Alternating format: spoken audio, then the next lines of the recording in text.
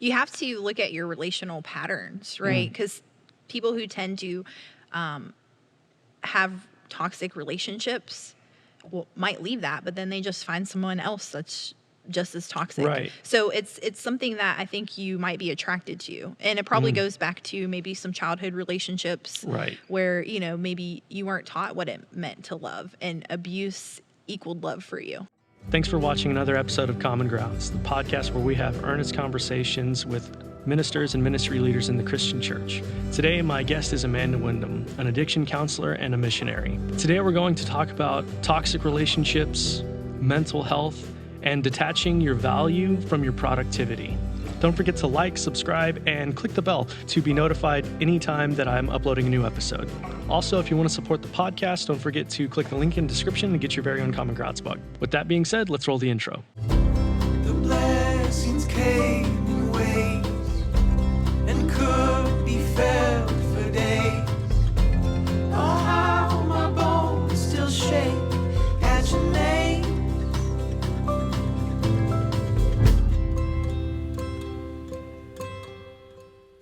I say cool because I can relate. Yeah. I feel like I'm a complainer. Like, I always have something, like, very cynical. So, like, I feel like I always have something, like, Yeah. I don't know. Yeah.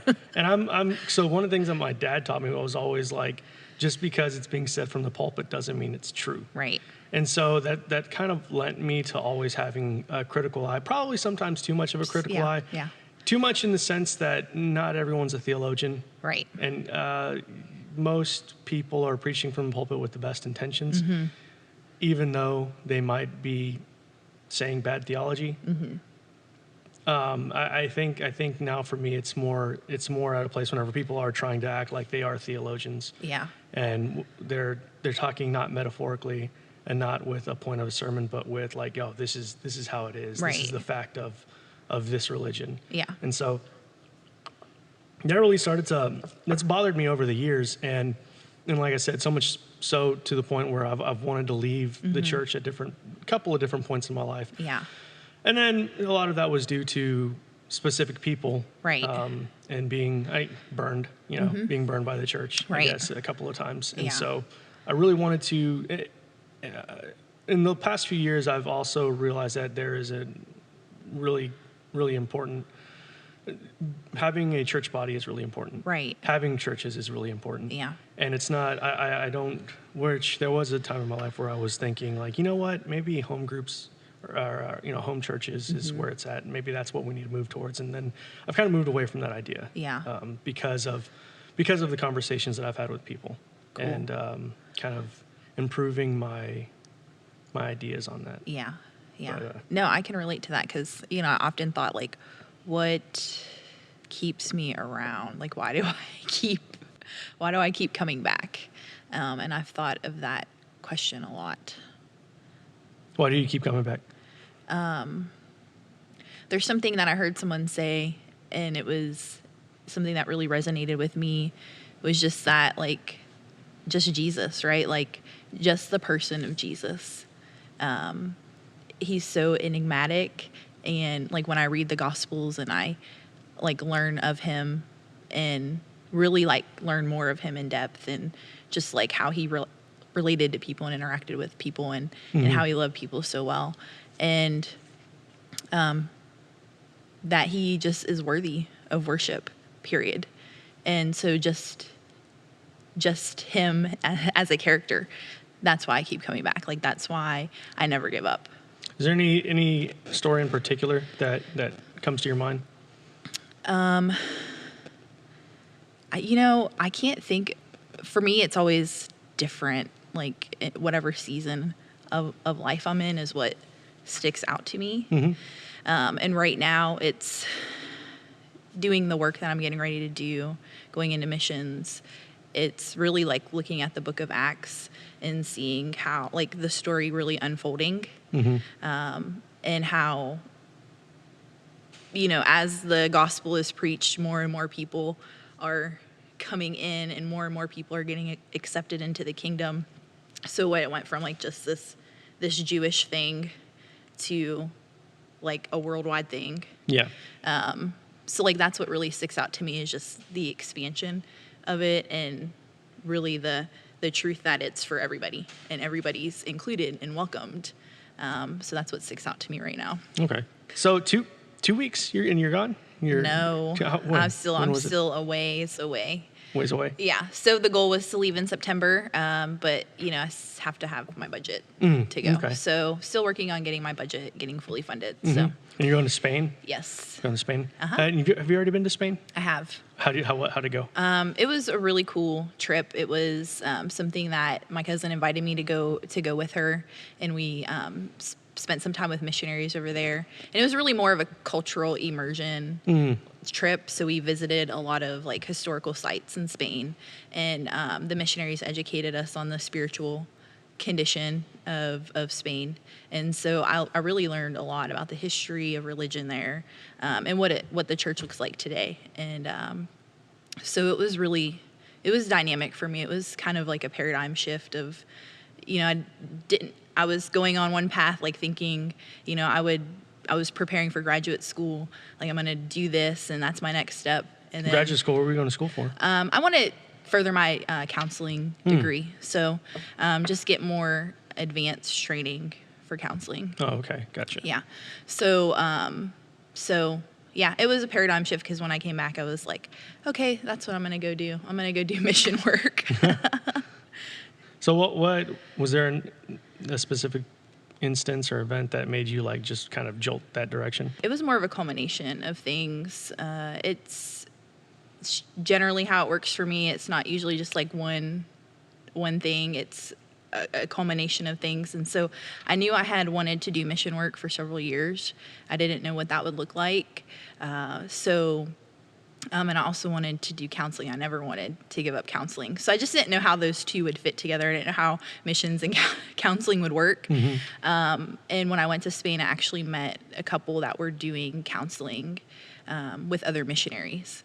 And so I was like, that's something. That's interesting. Yeah, that's something that I could do. It's like really that crossway between those two things, and I know I really wanted. And they're doing that counseling out in Spain or here in the States? They do it in Spain. Oh, okay, mm-hmm. okay.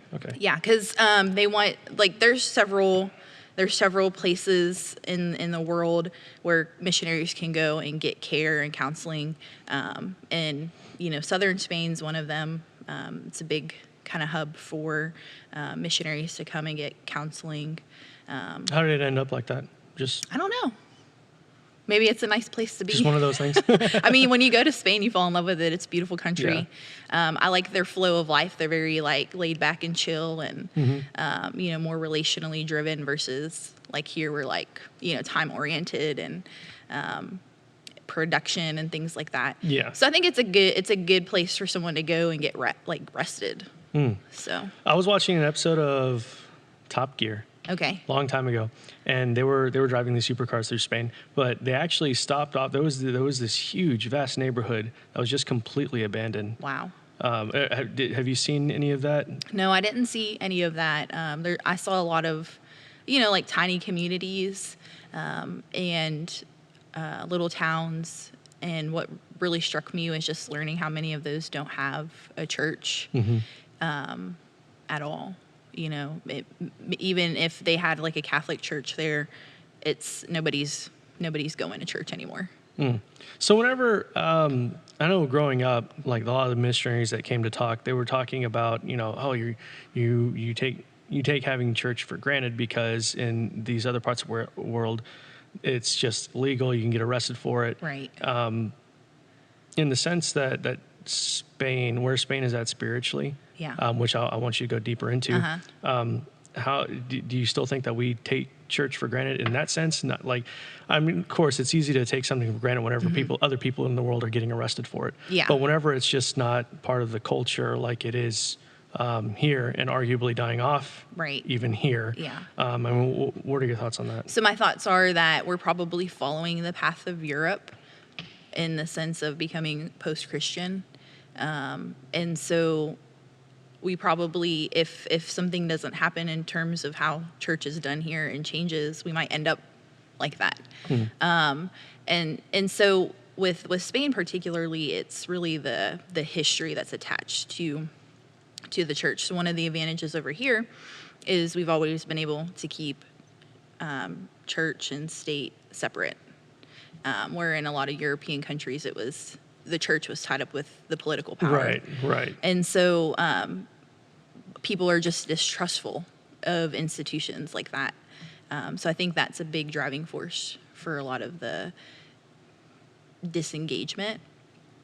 So over there's civil unrest that goes along with religion over there, or I'm not too familiar with that. I don't think so. They've been pretty open before. Like I think it was up until like the 70s, you had to be Catholic, and that was it. But after then, it opened up, and there is freedom of religion now. Okay, well that's good. Yeah. Good on you, Spain. Yeah. Well, whenever is Spain the only country you've been to? No, I've been to, well, like the only like mission trip, like mission trip that I've been on. Yes. Oh, okay. Yeah. And what other countries have you been to? I visited Panama recently. How was it? It was beautiful. I saw some of the pictures you posted on Facebook. It looked really nice. It was really beautiful. I did some short-term like VBS stuff in Mexico once. I went to London, but that was more in and out. Or what? And that was more like personal trip. So so that's the extent. Oh, okay. Did Finner get into a bar fight? No, Finner didn't go with me. He didn't go with you? No. I could see him getting into a bar fight. Yeah, kid. He would do it. So, like, one thing I noticed whenever, like, so whenever you visit different countries, I've only been to Mexico. Okay. But whenever you visit different countries, do you feel like you get a greater perspective on issues that we have here in the Christian church and how we can resolve them? Yeah, I don't know so much resolution, but it helps with perspective, and just realizing it like that the way you do it doesn't necessarily mean that's the way it should be done. So one of the things that my cultural training and visiting other places has really challenged me is, what do I consider this is the gospel?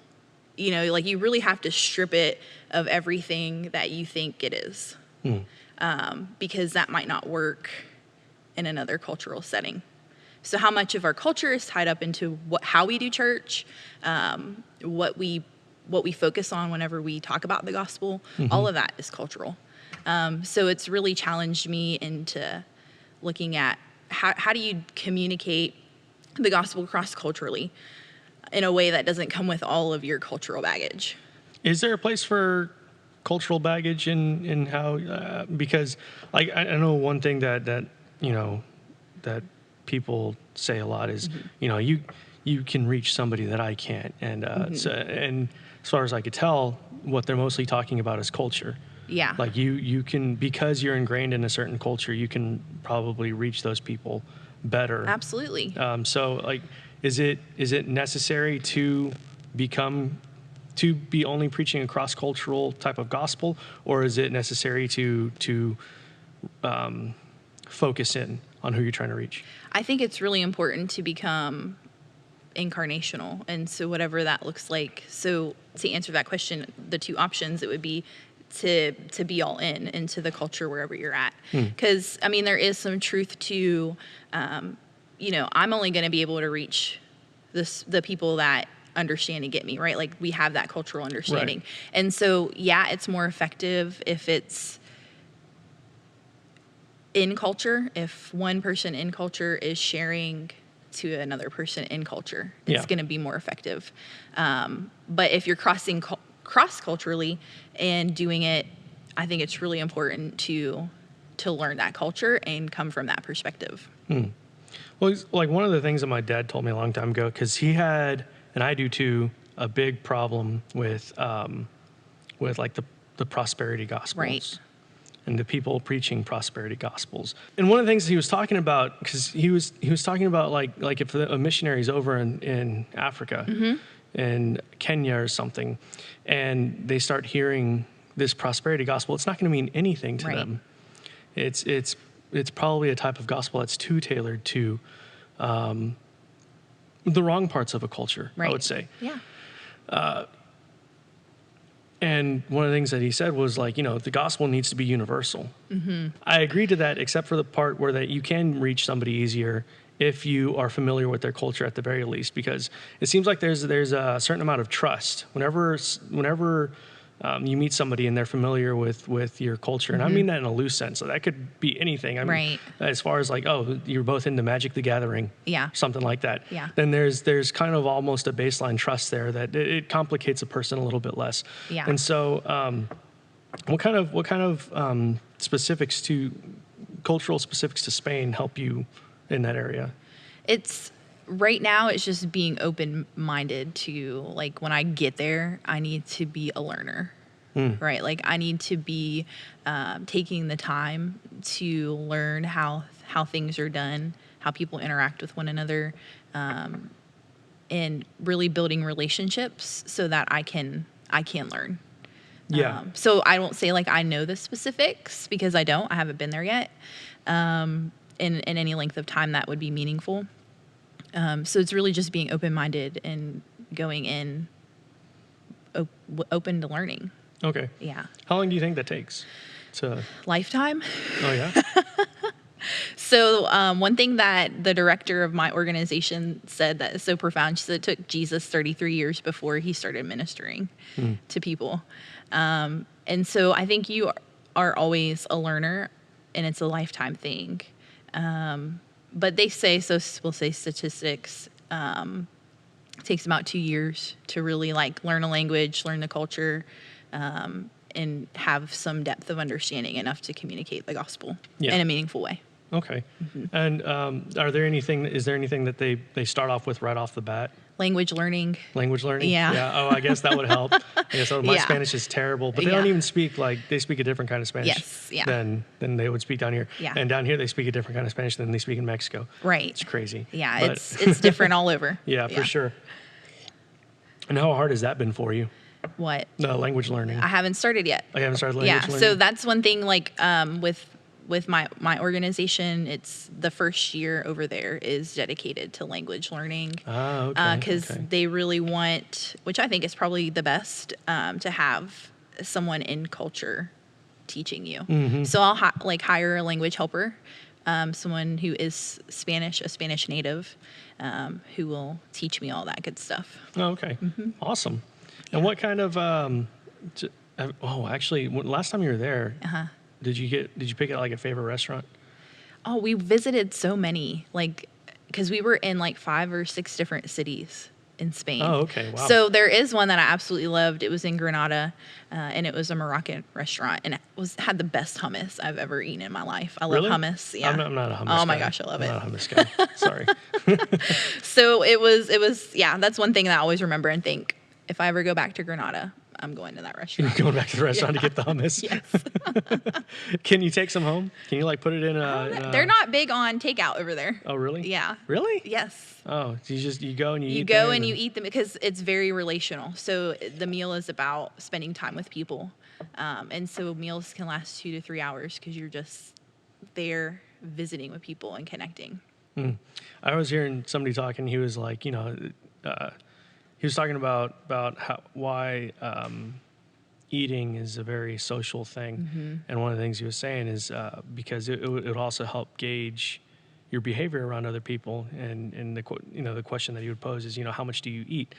The answer is the same amount as everybody else. Yeah. And so do you see that they're more, like you've said, they're more relational? Right. And how does that change their behavior and their moods in general, as opposed to, do they have the same epidemic of anxiety that we have over here?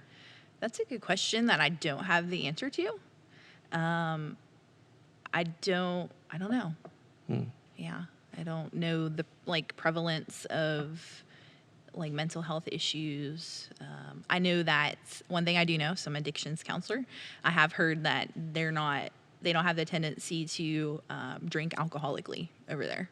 Because maybe the social... It's more socially. Yeah, you don't drink more than everybody else. Yeah, you go and you drink together and it's okay, you have a couple and you're done. Yeah. So that I do know. I can answer that one. Okay. And have you had... So being an addiction counselor, Is that like what you went to school for? Is Yes. that like a specialty, or is that just Yeah. kind of what you learned on the way? No, that was a specific school, like kind of like a technical type learning. Yeah. How much of a chance have you had to use that that skill here? So that's what I've been doing for my career the whole time I've been here. Yeah. Gotcha. Yeah. Wow. And so what do you run into, and what age group do you mostly? So I work with adults. I never wanted to work with kids or teens. Why? I don't know. I just feel like when it comes to addiction, you have to be ready and motivated for change. And not saying you can't make an impact with teens. I guess I would be a little bit more frustrated because a lot of them don't see the need for change at that age because they don't have as many consequences that maybe an adult would have with their addiction. Right. So. Yeah, like, I got to get, teens not thinking I got to get my life together or I'm going to lose my family. Exactly, yeah. Kind of a So thing. it's a tougher population. So I guess just for self-preservation, Yeah, I I gotcha. didn't want to work with them. Do you work mostly with men, women, or It's both? co-ed, yeah. Co-ed, okay. Yeah, a lot of the facilities I've worked in have been co-ed, so. Okay.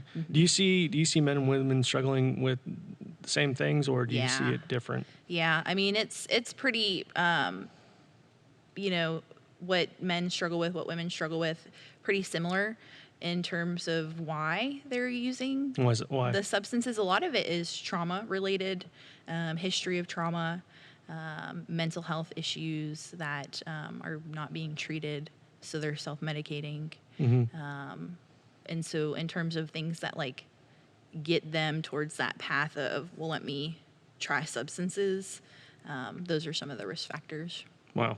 And so, like, as far as going into like the mental health issues, I myself included at times, I kind of see it as sometimes an overused phrase.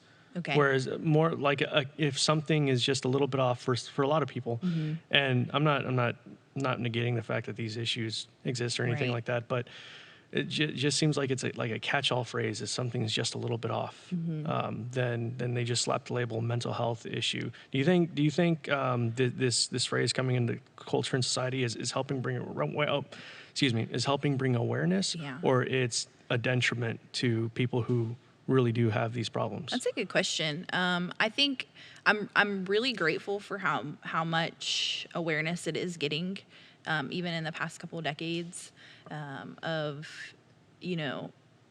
people coming out talking about their struggles more, and it's being more of an accepted thing to go and get help. So yeah, I think the awareness is always helpful because it reduces the stigma of, if I am the one suffering from it and people are out there talking about it and other people are talking about it and their struggles, then it reduces that stigma of saying, hey, I'm struggling with this and I need help. So people are more likely to ask for help because particularly around addiction, it's a very shame-based disorder that people struggle with. And so there's shame in the family, there's shame for the individual, and there's shame in coming out and saying, hey, this is what I'm struggling with. And so I think the more awareness, the better. But again, like there's always that risk of people saying, oh yeah, I have OCD because, I like to, have, I clean a lot or, whatever they might use to think what is OCD, but then people who struggle Right. with clinical OCD that Right. It's really completely can't different. function. It's disability. It's debilitating. Absolutely. That's the word. Yes. It's debilitating. Yeah. So there is some of like where it reduces kind of the severity of what those people are struggling with. Yeah. Well, what do you see? How do you see it tipping in favor of or against? Like, what do you see more of in general? In terms of Is there more damage or like, is there more damage from people just casually saying, oh, I'm OCD because I like to clean the house? Yeah. And stuff like that. Whereas, somebody who's actually OCD has a real problem. Do you see that that's more debilitating than raising awareness is helpful? Or is it kind of a wash? Or? Yeah, I think it might be just a wash. I think and I think with more awareness comes more education. So the more that we're aware and socially accepting of these things, the more people are open to being educated about, okay, what does this really look like? Right. And then so mental health professionals can actually have the opportunity to educate and point people in the right direction of what that looks like. Whenever you hear the phrase mental health, what's the right way to think about it? Because whenever, like for the most part, because it's being used as such kind of a blanket phrase from Right. anybody who goes to on a shooting rampage to somebody who likes to clean the house. Yeah. It's all covered under this Under the- enigmatic yeah. umbrella term, mental health. So what's the right way to think about it? Because it's a little bit too amorphous. Right. Whenever it comes to my mind. Yeah. And it's interesting you asked that, because I was actually thinking of this and actually thought about posting that question on Facebook. Like, what do you think mental health is? And like really getting some feedback. To me, mental health is your emotional health. So how are you dealing with the emotional side of you? And so mental health actually is behavior, it's emotions, and it's thinking. And so whenever you struggle with a mental health disorder, you're going to see problems in behavior, in regulating emotions, and then in your thinking. So like for depression, a lot of people tend to have thoughts of hopelessness and feelings of worthlessness, a lot of negative thinking, which then can translate into behavior where they're not taking care of themselves anymore. They're not getting out of bed. They really don't have motivation to do day-to-day tasks. And then emotions, so being unable to like really be anything but sad. Right. And so it's just anytime you see a disruption in those three areas, I think that's really what mental health is. So whenever you're doing your sessions, is that kind of like you're diagnosing, you're going through these three different levels, and you said three things, Yeah. right? Okay. Yeah. Going through these three different levels and kind of like trying to pick at it to see which one is off. Right. Yeah. So specifically with addiction, it's looking at in what ways are we seeing this impairing your functioning. So like even to talk even more with that question, how do you know if it's just normal behavior versus like someone who's seriously struggling? What I've learned is that we all struggle with, anxious thoughts, with sad moods, maybe a tendency towards compulsive behavior. So that is universal. Like as human beings, we experience that.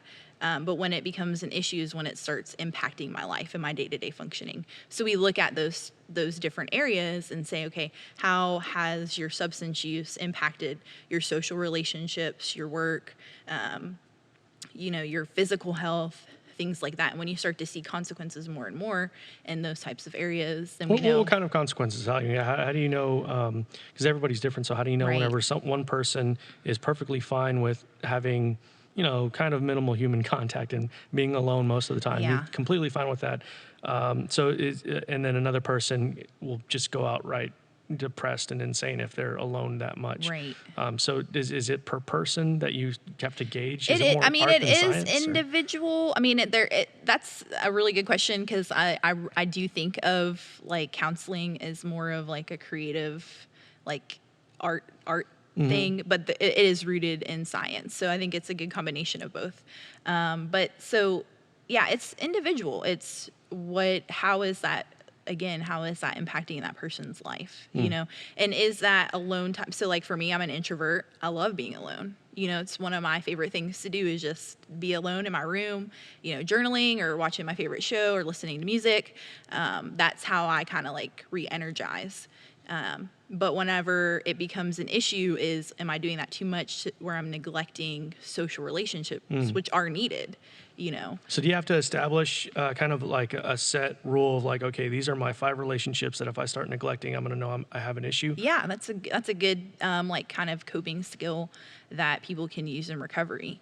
How do I know when I'm heading towards a relapse? Well, if I stop doing these things that I know are important for my recovery, then I know I'm probably headed towards that. Okay. And so is there like a number one cause that you see for these issues, or is it all just different? It's completely, it's not a one size fits all approach at all. It's different for each individual. Is it mostly tied into traumas? Like I would say, like, a large percentage of people who do have a history of trauma or, abuse in childhood have a greater risk. So I would say you probably do see that more than not. Every once in a while I get someone in that's like their life was really good growing up. They just drink alcohol way too much, but they go to work every day. High functioning, absolutely. And what would so I was reading something about like what they were asking you, like, do you have a drink to celebrate this? Do you have a drink once a week? Basically, if you answered any of these questions, yes, it was like, you're an alcoholic. I was like, that doesn't sound right. I wouldn't trust that. That doesn't assessment. sound right to me. And so, what would you consider being too much to drink? So one thing that is what really differentiates someone who has a substance use disorder versus someone who doesn't is two things. It's loss of control. So whenever they start using, they can't stop. So whereas you might be able to say, hey, I'm going to have one glass of wine, and actually do that, an alcoholic will say, I'm going to have one glass of wine and drink 2 bottles. So when they start, they can't stop. So is it like a pattern of not having self-control whenever you can start to see that there is a problem? Right. Okay. Yeah. Gotcha. And then use continued despite consequences. So these are the two things that I see. So again, like where, if you got in trouble, say you got a DWI and you're like, okay, I'm not ever going to drink and drive again. And you don't have a problem, right? You can stop because of that consequence. Whereas someone who's an alcoholic will continually put themselves at that risk. Like negative consequences don't deter that behavior. So what are they lacking in whenever something like that happens? Because it's completely logical to go through that cause and effect. Oh, I got a DWI. I need to recalibrate. Yeah. And so whenever someone can just ignore that, or maybe not ignore it, but it doesn't have the effect to where that they actually change their behavior. I mean, where does that come from? I think that's a lack of like your frontal lobe. Like so you need your frontal lobe to make decisions. And so when someone's using substances over long periods of time, it damages that part of your brain. And so that's why you see things like denial, because there's no self-awareness. You need your frontal lobe for self-awareness. You need your frontal lobe to like say, okay, if I make this decision right now, here's the consequences that are going to happen in the future. Or if I did this in the past, I know what happened. So, there's no foresight or, able to look back and say this behavior causes this. So it's really like a brain problem. Okay. So that's an interesting point to bring up, because I think one of the stigmas behind the mental health conversations and issue is that a lot of people don't know where to draw the line between responsibility and they have Mitch Hedberg told a joke one time. He's a hilarious comedian. Okay. And he was like, alcoholism is the only disease you can get yelled at for having. Right. And that was an interesting point that he brought up, because you wouldn't. One of the things he was like, "Darn it, Otto, you have lupus." Like you wouldn't say that. Exactly. And yeah. so, like, where do we? How can someone who doesn't have mental health issues, that it would be harder for them to empathize with somebody who does? Yeah. Where do we draw the line between personal responsibility and they have a debilitating disorder? Right. And this is something that you struggle with as a mental health professional, working with the families. And so when we introduce this disease concept to them and we say, your loved one has a disease called addiction, they're like, no. They really struggle to comprehend because it's very behavioral. They're lying to me, they're manipulating, they're stealing from me. They're just, blowing through our finances. And you're telling me that this is a disease, right? And so you do have to balance that because people who don't know it, who've never been through it, don't understand like that compulsion to keep doing it when you're stuck in that and you just can't stop. So the personal responsibility comes in with everybody has to take personal responsibility. The family members, they have to say, look, we're not going to put up with this anymore. We're going to set boundaries. If you're going to continue in your sickness, then, here's where we're drawing the line. But if you want to get into recovery and you want help, then we'll help you with that. Yeah.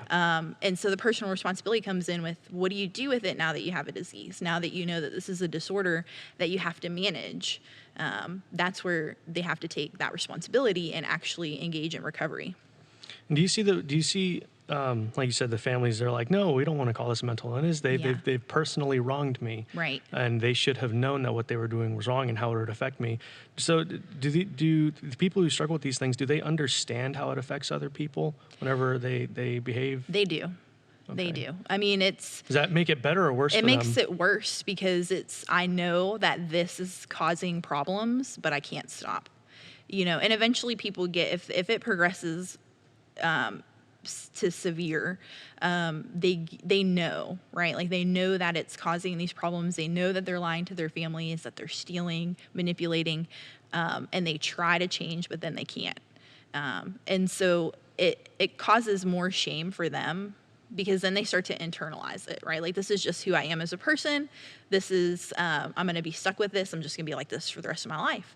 So as a counselor, how do you tell them that that's not who they are as a person? Yeah, it's education, right? Like introducing, like, look, this is a brain disorder. This is something that, because of your chronic use of substances, these behaviors have changed. What do you focus on to find their true self?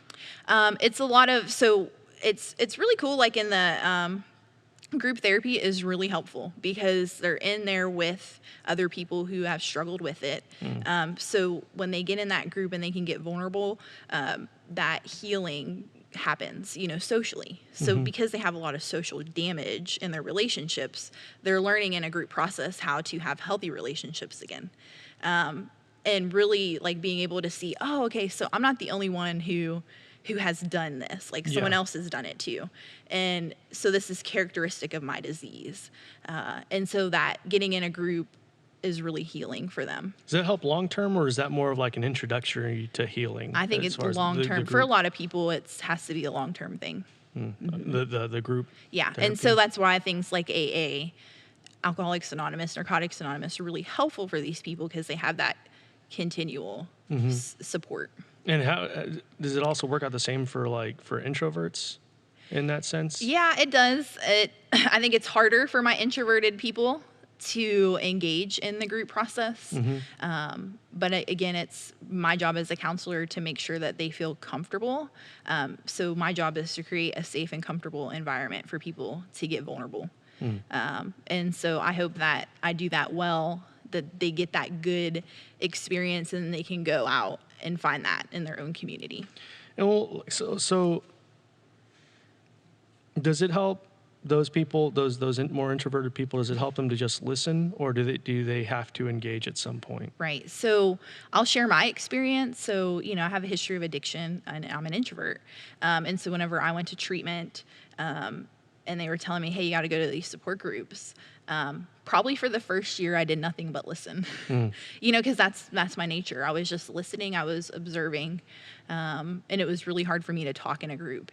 But then once I started to meet people, and then we did things outside of group, like go get coffee, go to the movies, go have dinner, it's more intimate setting was easier for me to open up. Yeah, for sure. Well, because like whenever I've experienced, I don't like, for some reason, I really don't like the phrase, do you want to talk about it? It's like, a lot of times like, no, I don't want to talk about it. I don't want to talk about it. Don't ask me if I want to talk about it. Yeah. And I feel bad about saying that because I know that people, they just want to help. Right. And that's great. And I'm glad to have people in my life who feel that way. And I'm truly blessed to have people in my life that feel that way. But at the same time, whenever I had a tragic event happen in my life, I listened to a few other men's stories on them experiencing the same thing and how they dealt with it, and what not in they were trying to help way. It was more of this is what happened way. Right. And that was actually pretty therapeutic. It is. And these are videos that I found on YouTube. But for some reason I didn't want to talk about it. And so do you find that? And I wouldn't really consider myself too much of an introvert. Right. But do you find that, whenever those people, definitely not trying to push somebody before they're ready to actually engage in that kind of conversation, is that helpful? Yeah. I mean, I think if you're a good skilled counselor, your job is to kind of guide people into that place where they can open up and talk about it. I know sustaining that over long term isn't good, like to not talk about what's going on, right? Yeah. But definitely meeting people where they're at. So if they're at that place where, they're not opening up, they're not wanting to talk, then you meet them there. And usually it's through that group process where they hear other people's stories that then they're more willing to open up and share. Is that, and I can't really quantify what it was for me, but for those people that, because I was just watching a YouTube video. Right. But in those group sessions, is it more about just establishing a baseline of trust for those people? Absolutely. Yeah. It's restoring trust in themselves and with other people. It's learning what it means to get vulnerable and open up about what's going on the inside, talking about emotions, because we see that is usually a huge struggle. Even knowing how you feel, what is this emotion that I'm experiencing? How can I communicate that? So being in that group setting really helps practice those things. Okay.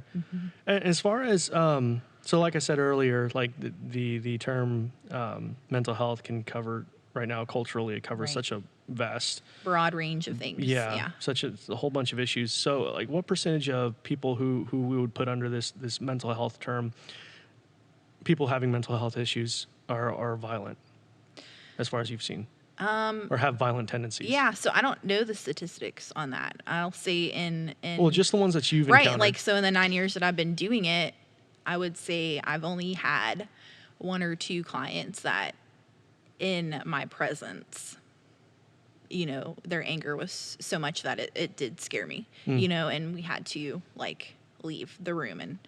And did they have personal reasons for feeling like that, or like cultural reasons for feeling like that? Well, the anger is just, sometimes that's the only emotion that people know how to express, right? And so anger is usually a secondary emotion. So it's a response to another emotion.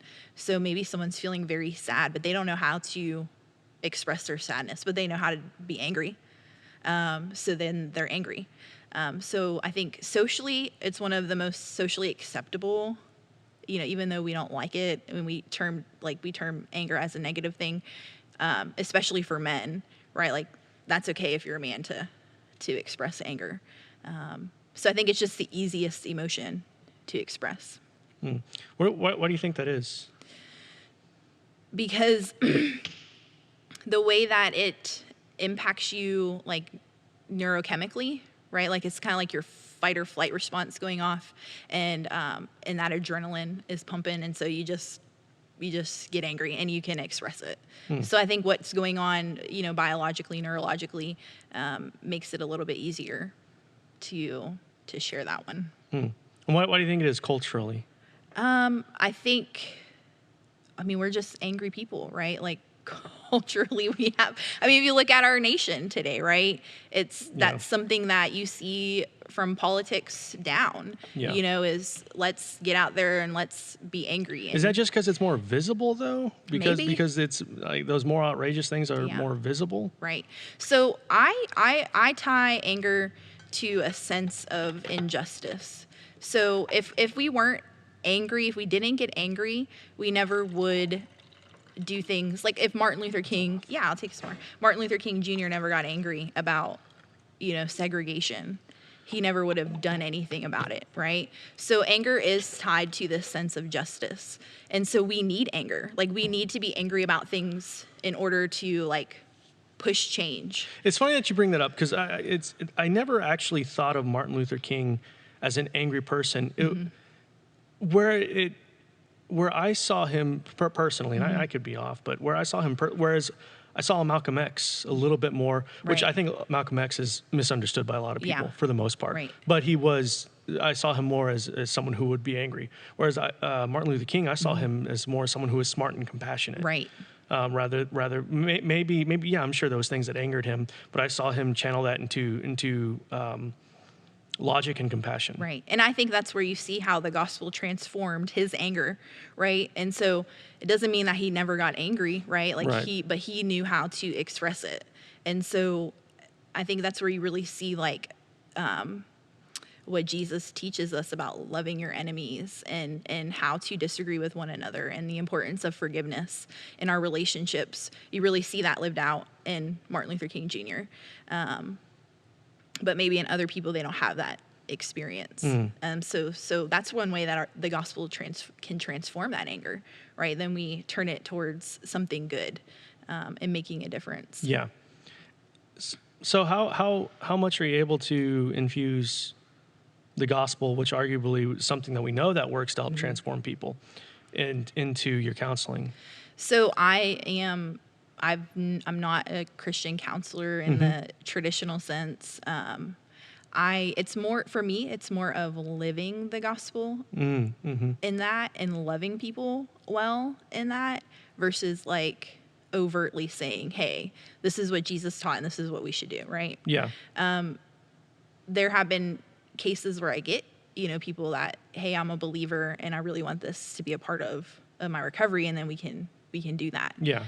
We can pray together and, So why aren't you a Christian counselor? And well, before you answer, because so I had a friend who was having issues with their child, and for this particular child, and she was asking my opinion. Yeah. And for this particular child, she was like, I want to get a counselor, but she asked the question, I don't know if I should get a Christian counselor or if I should get someone else. Honestly, for that child in that situation, I was like, you should probably, this child is so mostly only has experiences with the church, so you should probably get a non-Christian counselor. That was the best assessment that I could see. I might have been wrong. Yeah. I don't think I was, but why would you be a non-Christian counselor? So that wasn't my intention, right? Like whenever I started, like I really wanted to work in a church setting or a Christian setting, like somewhere where I could be free to incorporate my faith. But that's just not the jobs I got. And today I'm so grateful that that wasn't the path that I took, because, I think we can so insulate ourselves to where, it's just this, right? Like this is my world, and this is my faith, but then here's the rest of life. Right. And my experience of not being in a more of a secular humanistic type setting is, I've learned how to let those lives overlap, right? So I'm not so insulated against other people. And it's really helped with my perspective of understanding other people as well. And so, so real quick, I want you to keep going, but so this was something that I really admired about Rich Mullins, is that his faith and his life in general were so infused together that he was so honest on the stage that he really was never someone who you could accuse of putting on airs. Right. And so how did you go about overlapping and infusing? Because I think that's one of the problems I see in the church is that there's this multiple identity where people act differently at church, they act differently at work, they act differently in front of their parents, and they have like 5 different personalities. Right. And to a sense, there's a level of appropriateness that you're going to act with your coworkers, and there's a level of appropriateness that you're going to act with your friends. Right. And that's not necessarily what I'm talking about, because there's a place for that, but I think there is. Yeah. I agree. Where you can gauge how you behave in front of certain groups of people, but there is a point to where like you absolutely would not do things in the church that you would do with your friends. And then you absolutely would not do things with your friends that you do with your parents. And so I think that there's this case where people just have 5 different personalities. You compartmentalize everything, right? And it's all separate versus like a whole integrative. And I forgot who said it, but he who wins is the one that's most like himself. I could be butchering that quote, but that's basically the gist of it. Good saying. And how did you go about kind of overlapping and infusing those 2 parts of your life? It was, I think, just again living it out, and seeking in my day-to-day life, like how can I best serve God today? What does that look like? And stop seeing it as like a ministry thing, right? Like you serve God in church, right? And you serve God by, getting on the prayer team or, worship team, whatever. And no, I serve God by loving people well, whoever's in front of me, right? And being open to those ordained moments with people, like where for sure God put them in your path, and the Holy Spirit is leading you to speak to them, and then it's just having a life of integrity, doing what you say you're going to do, incorporating your values into day-to-day life. So to cover your mental health, what are some basic things that you can do that if you're not struggling with it, it'll help you to not struggle with it? I mean, if you're not already struggling with it, just a few basic things, like some preventative care, right? Definitely taking care of your physical body, So that's going to have a huge impact on your mental health. So, exercising, eating well, getting adequate sleep, all of those things are really important for mental health. Now, is there a certain type of, because I've also heard that, exposing yourself to the natural world is helpful, and it's an antidepressant. Yeah. So, I mean, is going to the gym on a treadmill just as useful as going for a run in the forest? Or? I think I would prefer outside, nature. I think there's some benefit to that, but I mean, you're still going to get the same endorphins either way. But I think feeling connected to a greater thing, like greater purpose. If you're out in nature, I feel like you can have that connectedness a little bit better. Okay. Yeah. And then, just making sure you're taking care of self, and if you're working too much, incorporating rest into your yeah. Yeah, that's like a hard concept for us in our culture.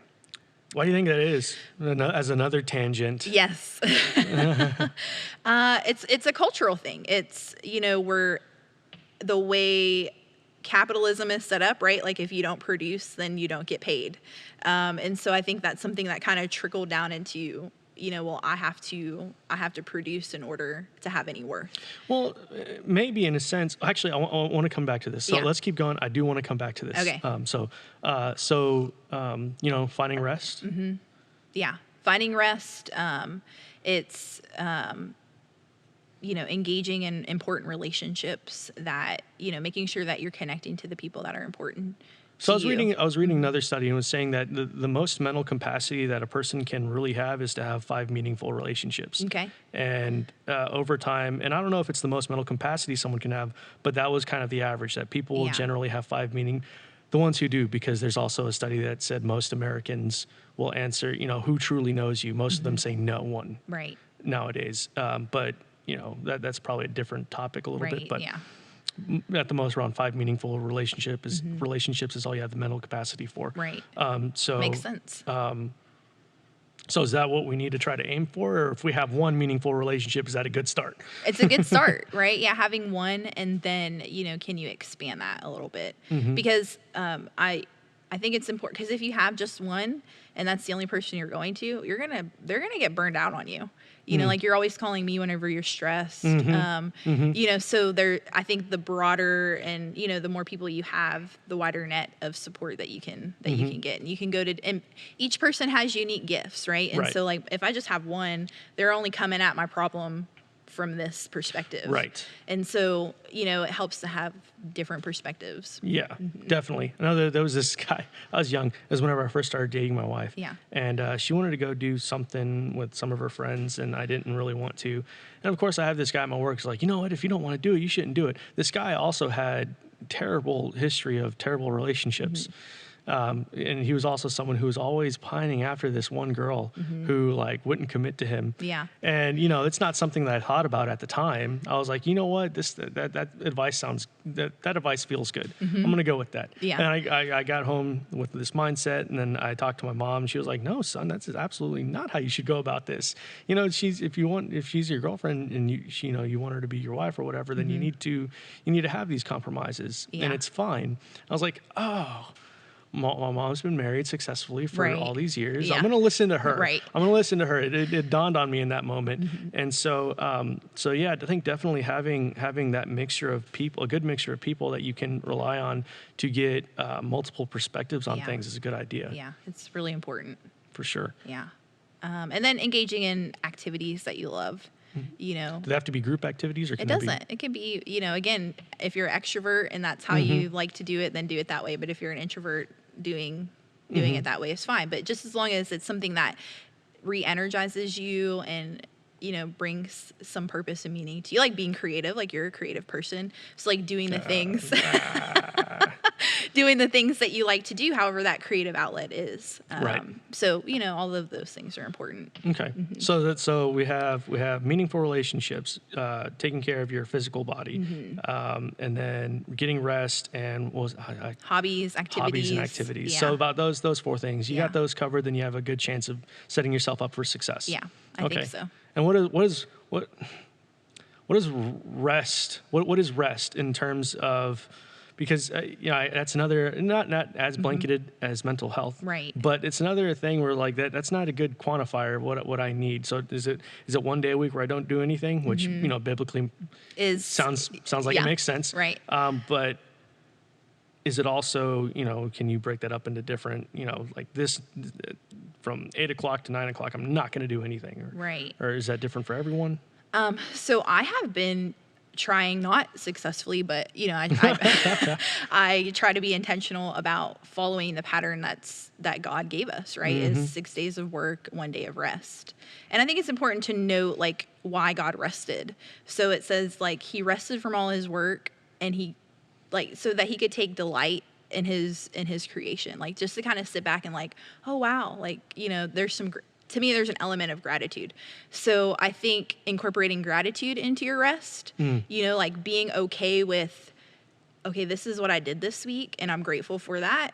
Maybe it wasn't what I wanted, maybe I didn't hit my production goals that I set out for myself, right? But where can I practice some gratitude for what I do have? That makes sense, because I do feel like a lot of time we think of rest as a reward for meeting our productivity goals. Right. But I think changing that thought into something to where it's more of like, oh, this is a time for gratitude, and just leaving out like it's not a reward for productivity. Right. It's a time for gratitude, which is arguably much higher purposed. Yeah. For sure. For sure. And then and how we take that thought of, my productivity to my worth into our relationship with God, right? Like if I'm not producing for him, or if I'm not working for him the way I think I should be, then you can feel like, where's my worth at? Or if you tie your worth to that. What are the right things to tie your worth to? When we practice rest, it allows us to remember our worth is just in being in God alone, right? Like the fact that we are his creation and that he created us and that he delights in us, right? How do we make that meaningful to ourselves, though? Because that's just such a it's ethereal broad, statement. Right, yeah. It's it takes a lot of internal work, I think. Like so for me, my worth has always been tied to what I do for other people, what my productivity and I've been the type of person that if I don't feel like the work I'm doing is meaningful, then I don't want to do it. So for me, I had to go inward and go, where does that come from? Like, where did that belief come from, and how can I change that? And how can I transform that to what Scripture says I am, right? To who Christ says I am, and working on making my definition and my identity in that alone. Yeah.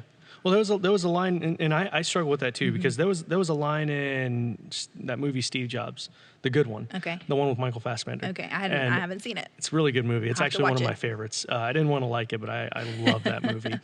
And there's a line whenever his assistant tells him, one thing that I loved about you, Steve, is that you've never cared about how much somebody makes. You've only cared about what they make. Yeah. And that I can identify with that pretty strongly, because I think how much somebody makes is probably one of the least important things about them to me. Right. And but that also that I was also and I still do tie a lot of my meaning to the meaningful work that I do, right, or that I can do, or whether that's in ministry or in something else. Right. And I think it's really hard not to do that. It is, because whenever you make something or create something that you see value in, it's really hard to pull yourself away from that being your sole value. Right.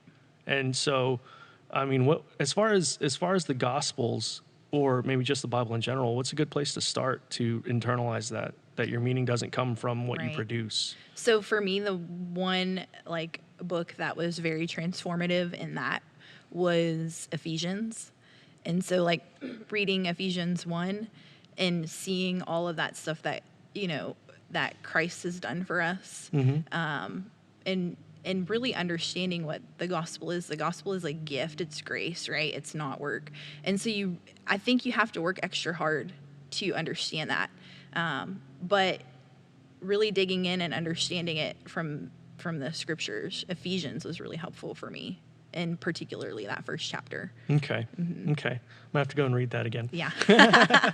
Under that frame, because it's, one thing I was on an earlier episode of this show, I was stating it, how how much depth there is to the Bible. Mm-hmm. You can go in with one frame and a frame of mind, Right. that is, and really derive meaning from the text, and then go on into it meaningful, like actual real stuff, Right. and then go into it with a different frame of mind, and then you can pull out just as much. Yeah. So it's It's multifaceted. such a well-written I look at book. it like, I mean, it's amazing. And when you think of like how many different authors there were and the different times and the different cultures, but it's still something that's so relevant today.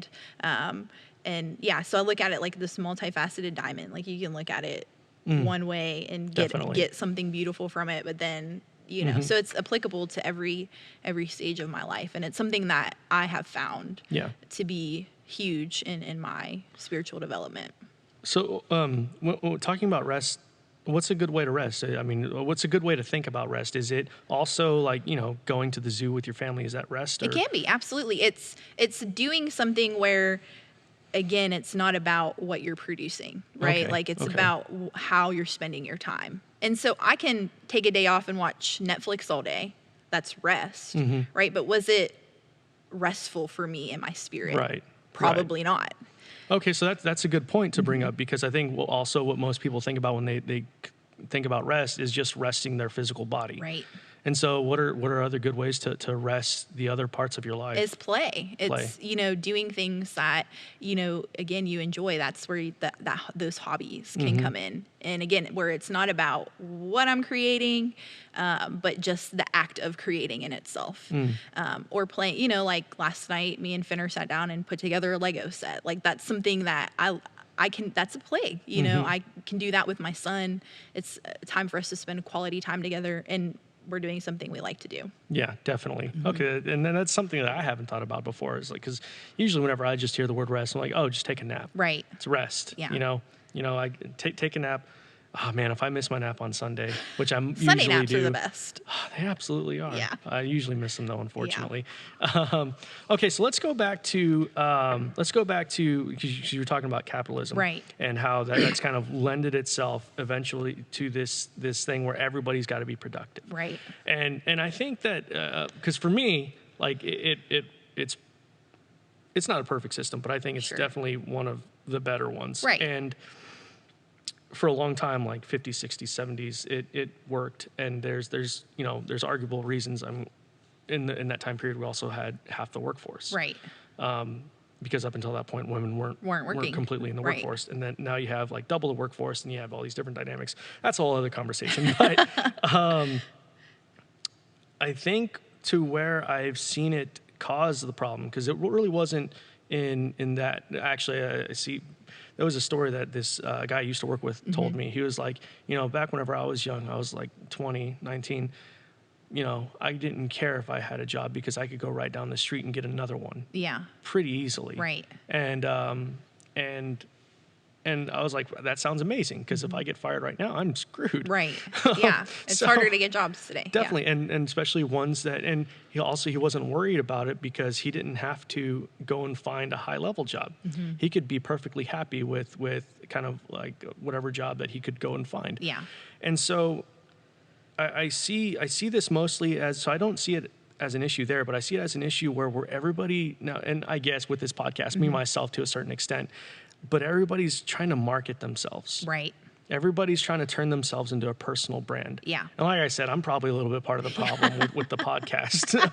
But I do see that has introduced this whole other issue, like where if somebody's good at knitting something, oh, you should put that on Etsy. Right. Like, no, what if you just did it just because? Exactly, right. So like we're turning this thing that was meant to be rest into like, let me make some money off of it, right? And so, and I think social media probably has a lot to do with that. Well, I right? see the need for it too. Yeah. Like everybody wants to have a side hustle because, hey, that's extra spending money that Right. you don't have to, like, you got this job that covers your bills, and you got this extra spending money that you can have just because, which is great.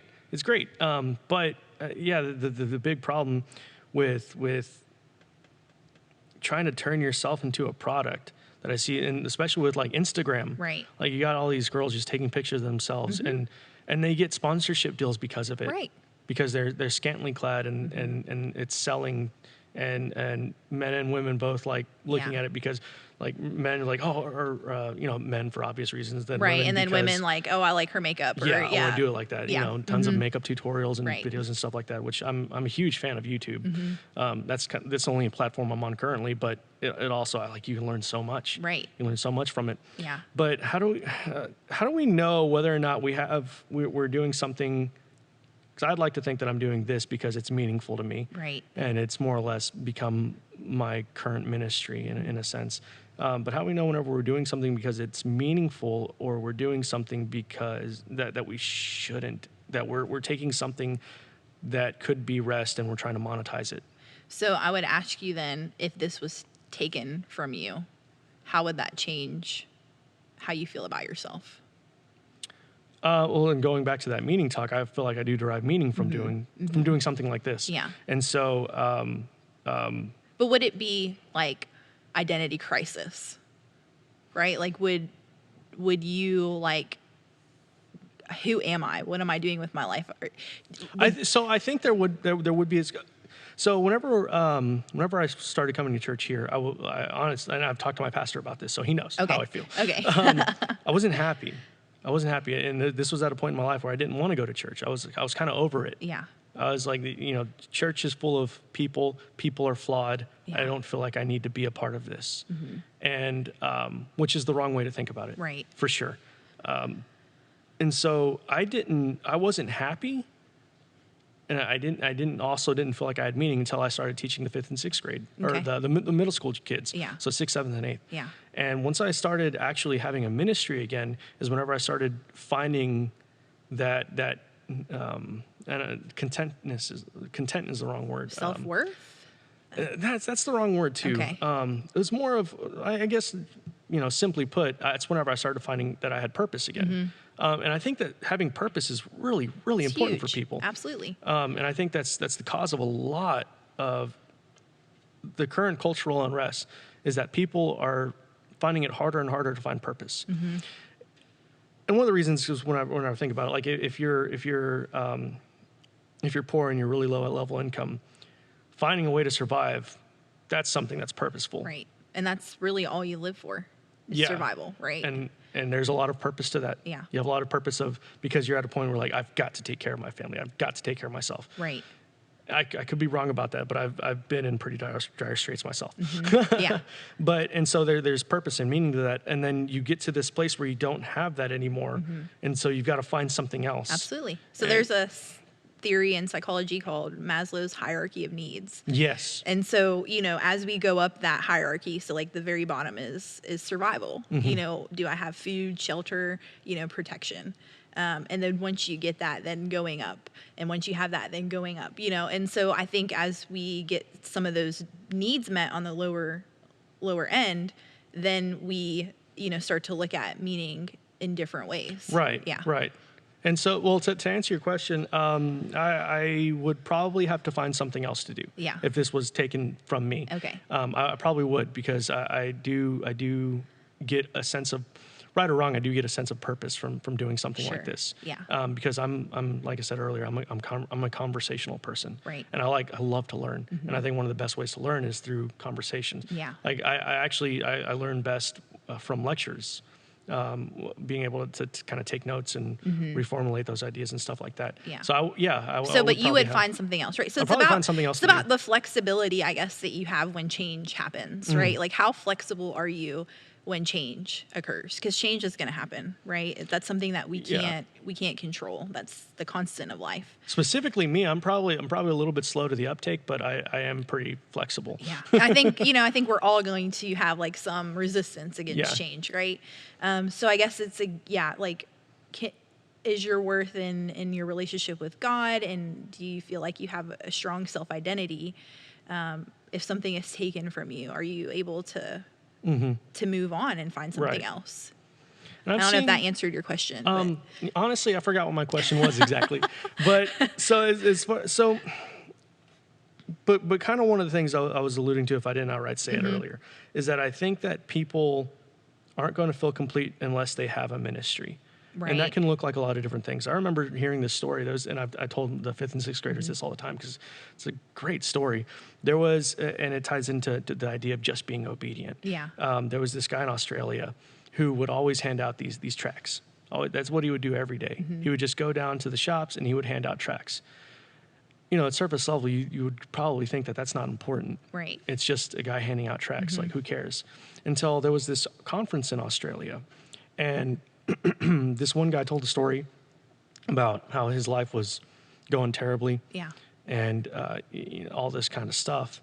And he remembered this one guy near a shop who was handing out tracts. Wow.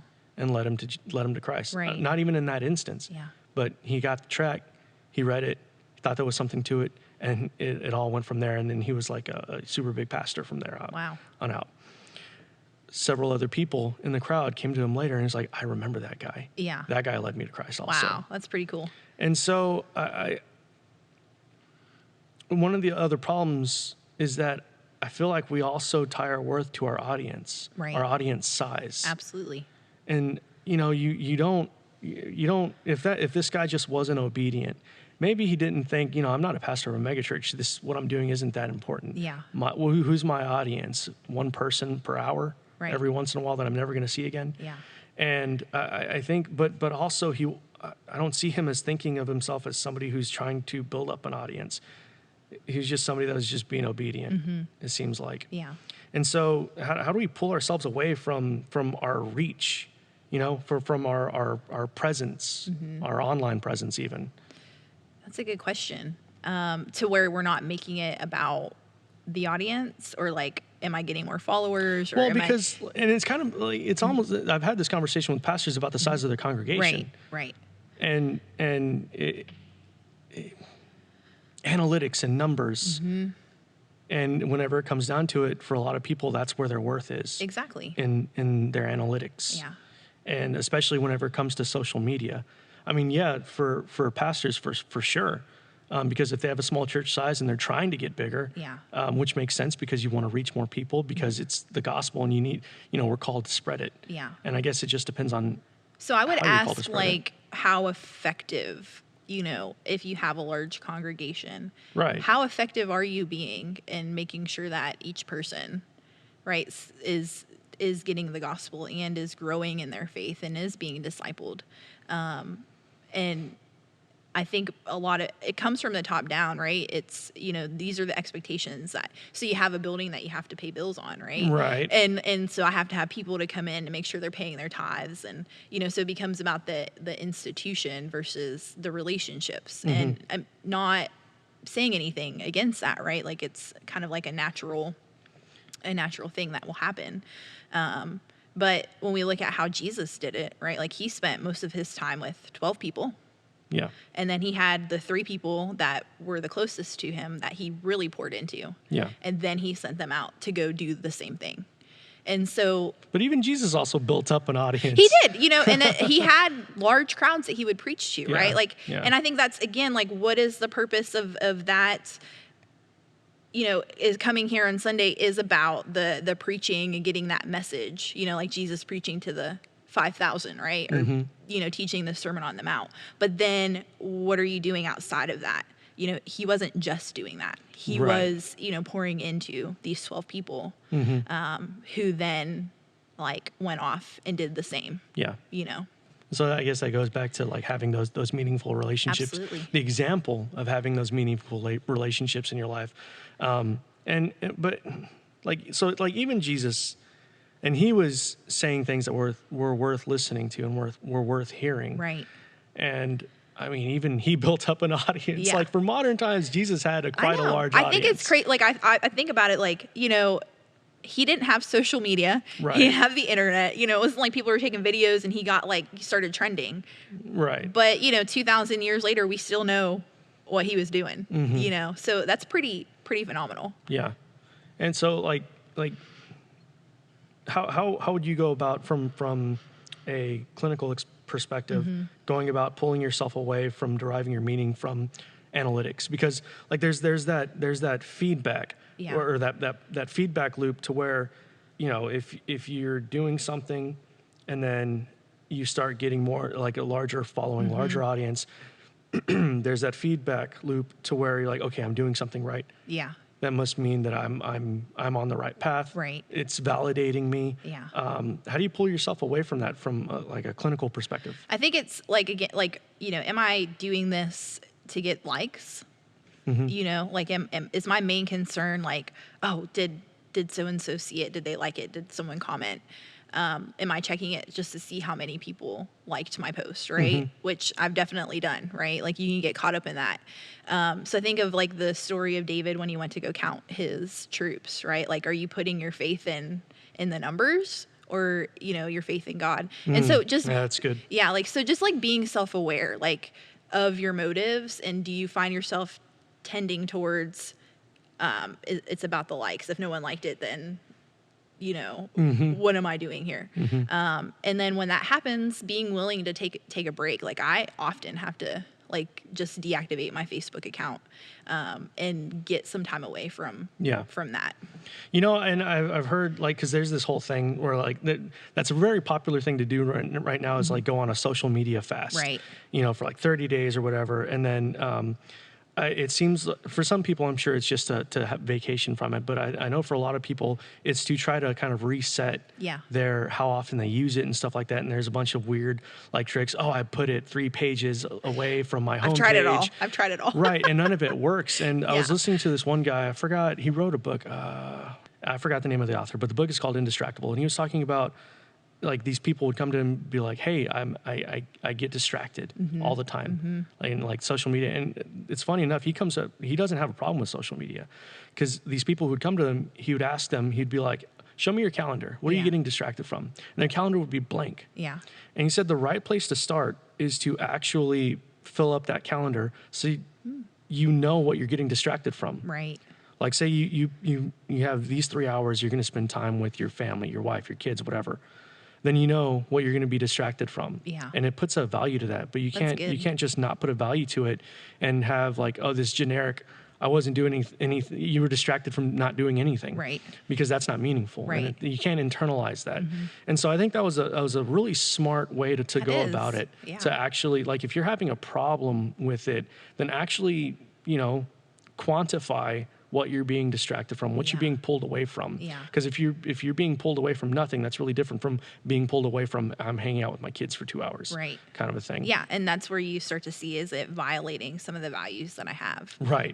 Right. So that's really good. I like that idea. It was, I was like, wow, this is a great idea. Yeah. I need to start doing that. Yeah. Same. And so like with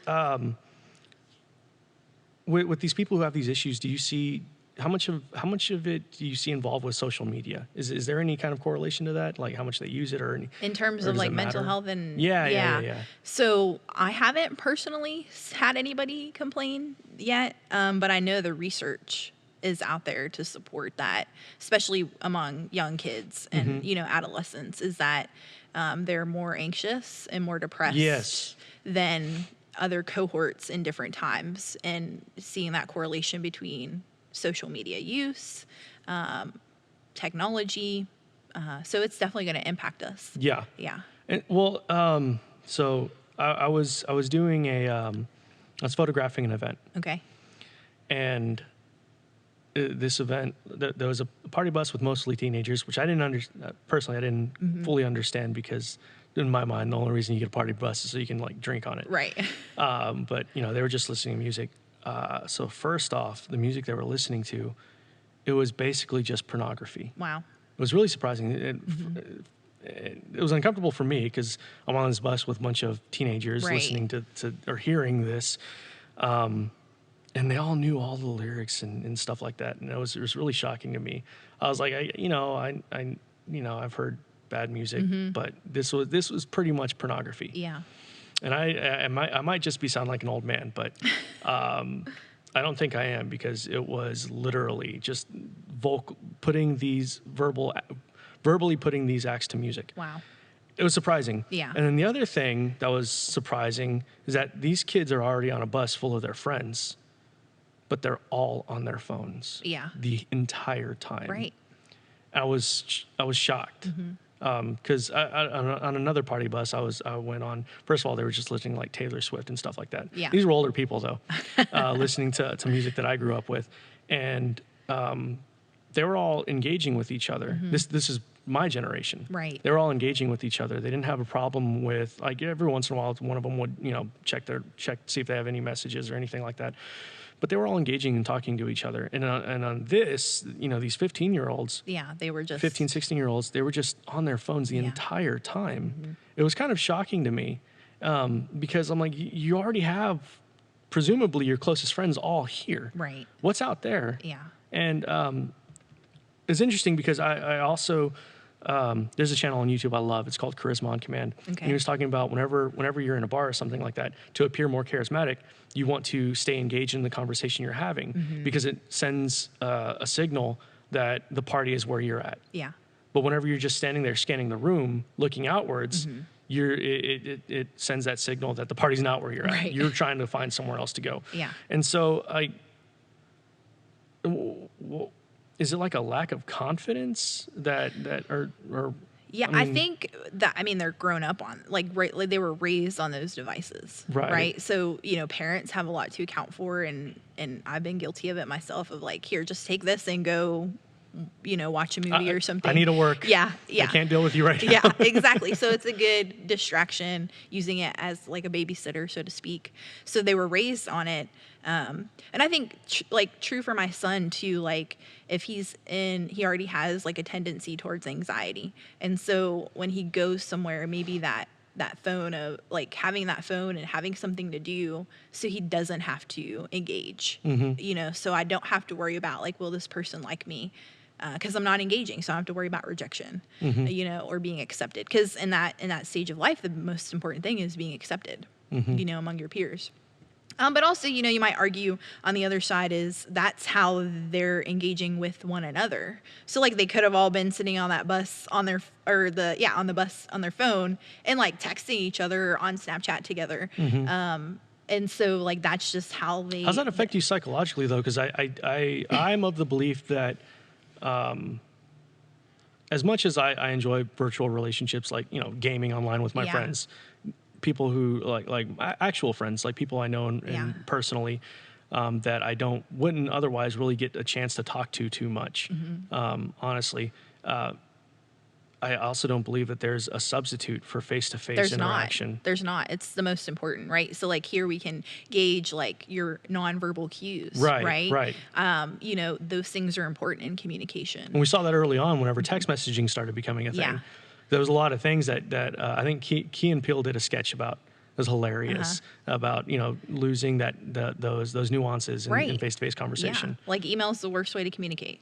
Yeah. It really is. Because you're reading it through your perspective. You don't have like the cues from nonverbal. Right. So yeah, nothing beats face-to-face at all. So how does that affect someone whenever their main means of communicating, or maybe not their main means, but a large part of their communication comes from text, right? And not because what is it? This 93% of what you say is not coming out of your mouth. It's about that percentage. Yeah. So whenever you strip away that 93% of communication, and all that's left is that 7%.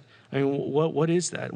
How does that affect you? So some like logical things that I can think of, like, so I don't know, research wise what's been validated, but just thinking it out, your own ability to learn how to communicate well. Right. And so we're social creatures. We mimic one another.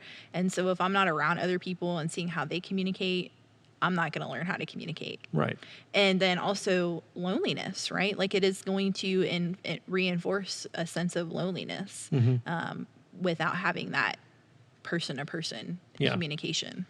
And so it's weird because like I think it was Freud who had put forth the idea that we humans do things based off of our desire for pleasure and our desire to negate discomfort. Right. And that was also, and some people believe that was disproved, saying no, it's all in a desire to negate discomfort. And so, like you said earlier, not having to engage somebody that's really comfortable because you can. I mean, I've done it myself. Sure. I've pretended to ignore people not be not presented myself open to conversation because I've been on my phone. And I've done that calculatedly at sometimes because I didn't want to engage, because it was a lot more comfortable to not engage. Right. And so in terms of the gospel, I mean, that also seems kind of like completely backwards on to how the gospel would want you to behave. Right. So how what's a good way to internalize being a little bit more okay with being uncomfortable so that you can more or less fulfill your purpose a little bit better? Right. I don't know if there's like a strategic way to do that, right? Like, I think it's just, again, like maybe some more internal stuff, like realizing like discomfort is not going to kill me. Yeah. Right. Like, I know that if I have to do something and it's uncomfortable, will I die from that? Probably not. You know, will it have, it's really, I guess, weighing the risks and benefits, right? Like, so there's always going to be risk involved, but does the benefit outweigh that? And if I'm not getting that benefit reinforced in my social relationships, right? Like, if I'm taking that risk and trying to engage and it's not being reinforced, then I'm probably not going to do it. Right. But if I'm getting good feedback, and that's why like the church can be really helpful in that, in creating that community of like, look, we are a community and we get together and we practice these things in community and we learn about these things in community and we pray for one another. So, some social benefits of belonging to an institution like a church is really helpful. Right, exactly. And I, so like for the longest time, like everything was tribes. And if you got ostracized from your tribes, it meant that you're dead. Right. Because you don't have that community to support you. Yeah. And you also don't have a community to support. And so, with in these modern times, you kind of don't. There's a book I've been meaning to read that was suggested to me called "No Man Is an Island." Okay. My first encounter with that phrase was the movie about a boy. Yeah. Yeah. But and it seems to be true. It is. It seems that people need those communities. But what's the right? But I also see that going too far to where there's also this cultural tribalism that we have today. Exactly. That seems to be like the cause of civil unrest. Yeah. So what's the right way to think about belonging somewhere, but not having that identity be like your soul? Right. Because there's also the verse in the Bible, principalities, that's not our enemy, or our enemy is we're not fighting, one another. Right, flesh and blood, right. But it even goes back to like, we're fighting ideas. We're not fighting each other, we're fighting ideas. Yeah. And so what's the right way to go about that without compromising the call of the gospel? Right. I think that is the call of the gospel. Like, I don't think it is a compromise. I think that's so when I think about like communion or something, right? Like going to a table with someone and sharing communion, and they may be, a Democrat and I'm a Republican, or, but we're coming together at the table and sharing what Jesus did for us. Right. And again, like kind of going back to, as you saw the gospel being spread to different nations, how they were able to welcome people from different groups, different cultures into this one body. So I think that is the call of the gospel, is being welcoming, right? Like, even if we don't agree on something, like we have this in common. We follow Jesus. Yeah. Right? And we come to the table and we celebrate communion and we share in what he has done for us. Yeah. So I think having that, if we come from that perspective, that will help us a lot better, not to be a tribal people, right? Like, if you don't do this or this or this, then you don't belong. We start with belonging. Like, you belong here. And it doesn't matter if you agree with X, Y, and Z, right? Like, we're a community. I think where people get lost in the weeds with that is trying to uphold a standard while saying at the same time you belong here. Yeah. And it's also uncomfortable to tell people you belong here, but you might need to change this in the future. Exactly, right. And which might be true. They might be engaged in certain activities that they would need to gouge out their eye for, or whatever, biblically speaking. And so I like that, starting from a place of, first of all, you belong here. Right. But how do you get into that second of all, we got to work on this? That's where the Holy Spirit comes in, right? It's, am I telling them they need to do this because I think that's the right thing for them? or is this something that the Lord is truly convicting them on? And so if I can disciple them well into relationship with Jesus, and then I let Jesus do the work, you know, and then, you know, being open, hoping that you have a relationship well enough that they can be open to some criticism, right? Or, you know, constructive criticism. So I think just realizing like whose job it is to tell them what's right or wrong, right? And if they're truly seeking Jesus, really engaging in that relationship with him, you know, studying the scriptures and being transformed, then I can trust God to do that. Yeah, for sure. And again, not saying that I don't have a role in that, but not being the enforcer. So like going would you view small groups in the church as kind of like a group therapy? It can be, absolutely. As well? Yeah. And like that's where you can also implement those relationships where you can be more comfortable with having people correct one another.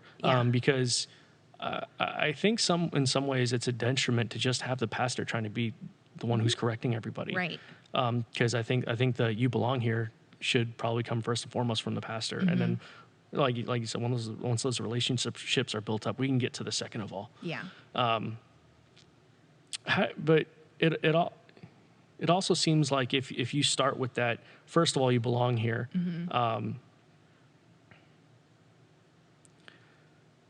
It seems like in a way that it can also leave the door open to inviting like the wolf in sheep's clothing. Sure. How do you recognize that? So I think of like how Jesus described the kingdom of heaven, and he said it's like weeds and wheat growing together. Yeah. Right. Like, and your job isn't to pull up the weeds. You're just supposed to let it grow together, and like I'll take care of that.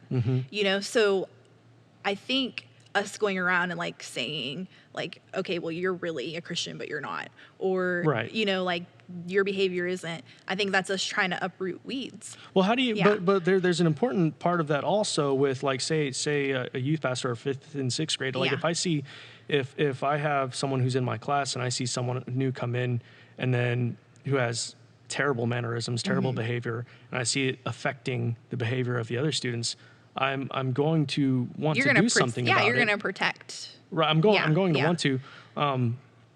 So coming from that, like wanting to protect the weeds from choking out the well-growing stuff. I mean, what are some good ways to go about that? I think just again, like it's always the answer, right? Is Jesus. But you know, just relying on the Holy Spirit and being intentional in prayer. You know, and you know, again, are you fostering that community where? Because one thing I think is probably true is, say someone comes in and that's their intention, they're probably not going to last long in a healthy community. You know, like there's not going to be things that are going to reinforce that behavior. So if you just tend to yourself and you tend to your flock and make sure that that's healthy, then I think you can address some of that. But then of course, you know, if there is behavior that is impacting other people, going up to them and saying, hey, what's going on? Because a lot of times there's a behavior or there's something going on that's causing that behavior. Yeah. You know, so maybe that person is acting out and we're looking at them as a disruption, where maybe God's bringing them to us and saying, hey, they're hurting and this is how they're expressing that. So I think being willing to understand why someone behaves the way they do and like really seeking that can be helpful. Are there some red flags that we can kind of understand to know that, you know, to differentiate between maybe this person's having a bad day and this person might have a problem? I think lack of self-awareness. You know, if you go to them and you say, hey, look, this is how your behavior is impacting us, or this is what we're seeing, this is how it's making me feel, and there's no account of, like, they're not willing to look at that, you know, and they're saying, you know what, no, you're the problem. That's probably it's probably a red flag. It's like an unwillingness to introspect and look at themselves and say, you know, is this something I need to change? What's the right way, like for somebody who's not a clinical specialist, a mental health specialist or anything like that? I mean, just avoid them, or what's the right way for us to go about it, you know? Yeah, I think it's that's up to you, like to how much their behavior is impacting you. You know, if it's impacting you so much that it's, you know, causing you a lot of distress, then you probably need to set some boundaries with that person. But if you're called to a relationship with them, I think if we focus on relationship more than anything, that can help heal a lot of things. Okay. So another phrase that I have strong mixed feelings about is the phrase toxic relationships. Okay. Now, I mean, I feel like that's coming from the idea of responsibility. I'm like, how can, because a relationship is between at least two people. Right. And so if you're calling your relationship toxic, I feel like you need to introspect. Right. Like, how am I being toxic in it? Right. Yeah. And so, but I feel like it's just another one of these phrases that people use to get sympathy whenever they actually might be the problem in that relationship. And I know tons of people who know they needed to get out of those relationships, Right. whether it's like friendship or whether it's like an actual like boyfriend, girlfriend, fiance, Right. whatever.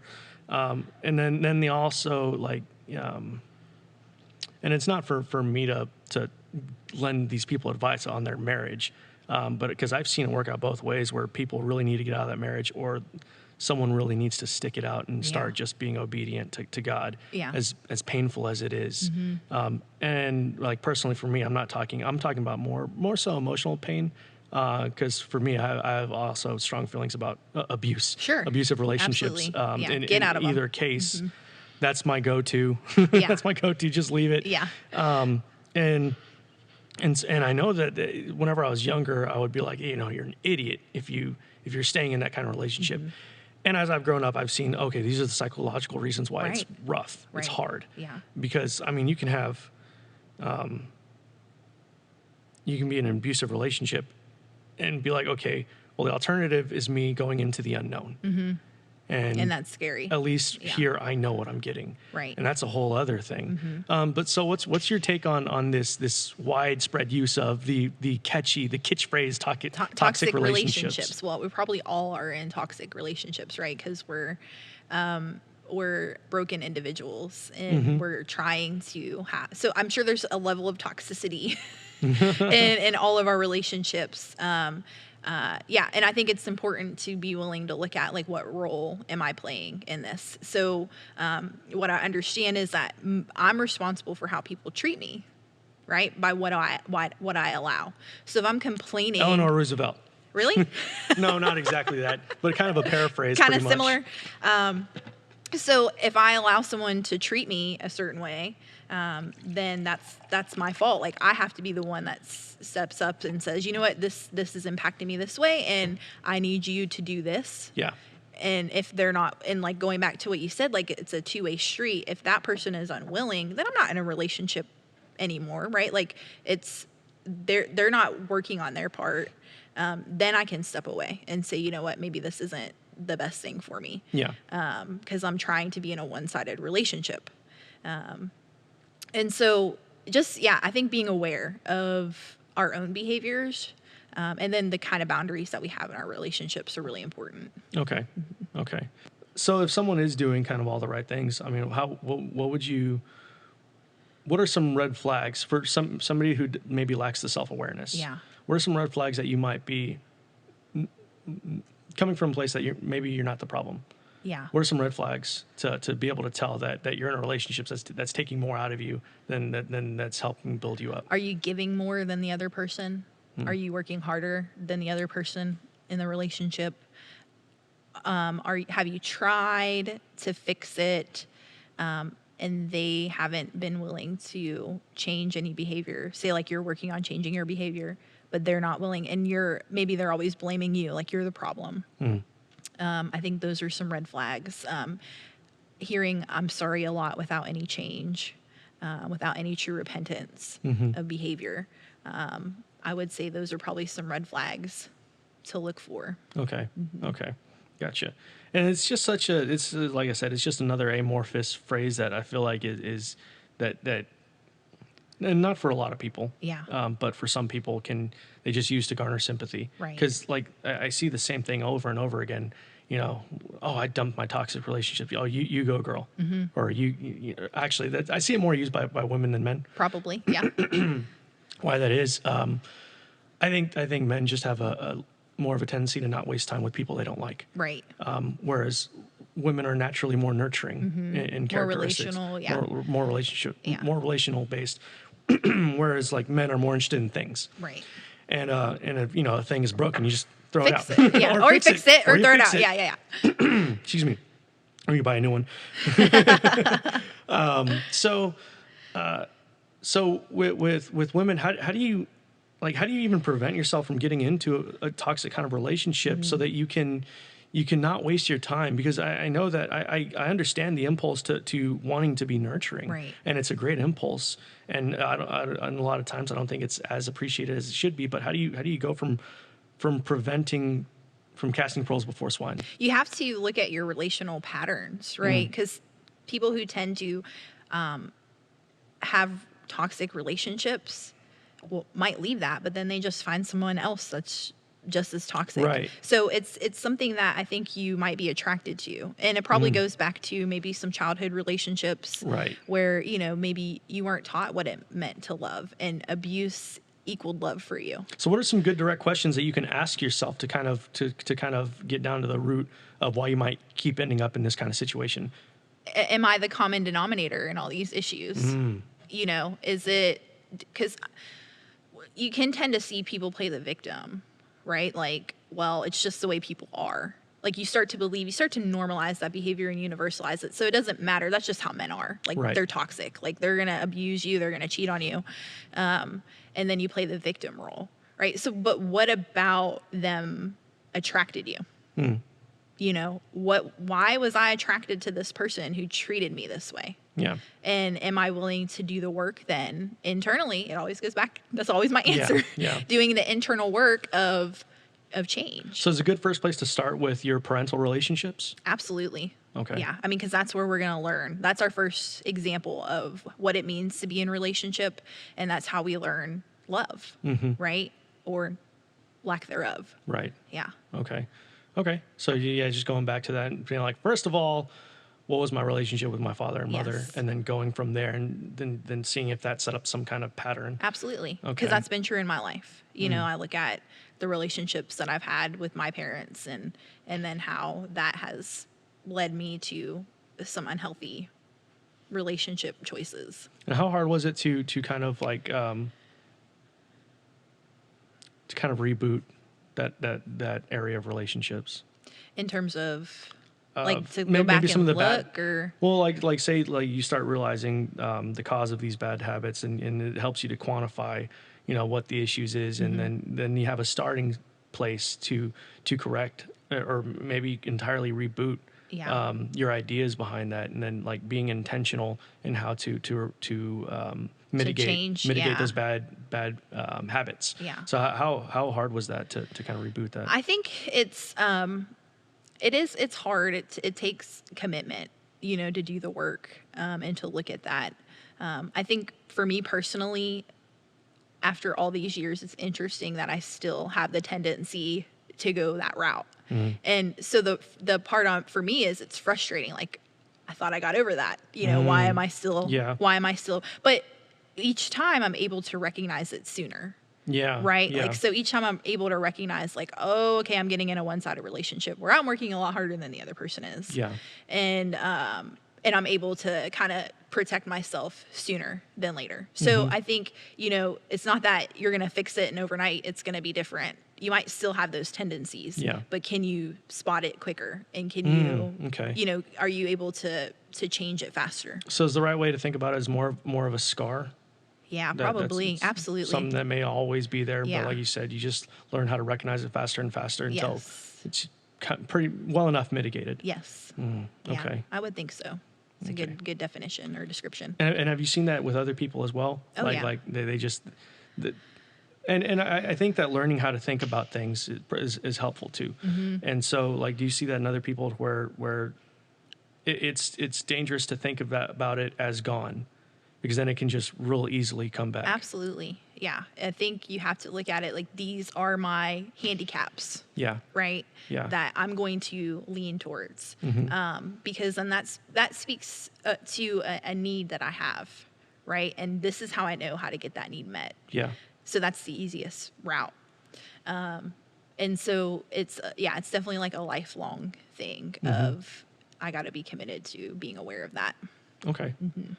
Awesome. I think that'll about wrap us up. Awesome. I really appreciate you Hey, coming on. thanks to for talk. having me. It was a lot of fun. Yeah, I had fun too. I love, like I said, I love conversation. Yeah, and I like this type of conversation. Me too. Yeah. So is there anywhere that people can reach out to you, or any places that you want me to link? Yeah, absolutely. My Facebook page. Sure. I'm on Instagram as well. Those are my two big mediums. Okay. Yeah. And I can cut this part up. Do you want me to link like Viva España or anything like Yeah, that? you can. Okay. For sure. Yeah. And then TMS Global? Uh-huh. Okay. Yeah. All right, cool. I'll Sounds link good. all those places. Thanks a lot for coming out. I Thank really you. appreciate it. Uh-huh. All right.